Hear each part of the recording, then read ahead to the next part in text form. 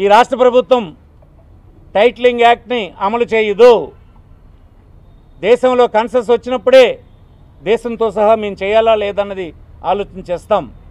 A senior advocate నేను అడగమనండి, చట్టం మేము తెచ్చిందా, బీజేపీ ప్రభుత్వం సజెస్ట్ చేసిందా?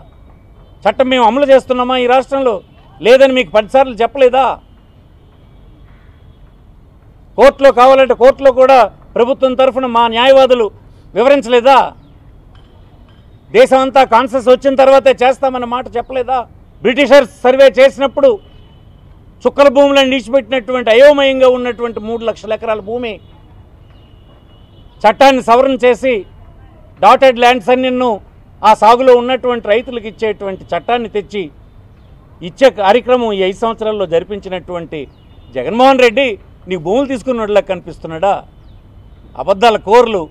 మీరు ఎంత అన్యాయంగా మాట్లాడుతున్నారో, ఎంత తెలివి తక్కువ మాట్లాడుతున్నారో నవ్వుకుంటున్నారు మీ తాలూ చర్యలకి. అంటే ఏమీ చేయడానికి లేక, ఏది విమర్శించడానికి లేక ఇలాంటి అబద్ధపు ప్రచారాలతో ఎన్నికలను గడిపేద్దాం అనుకుంటారా? సాధ్యం కాదని మనం చేస్తున్నాం.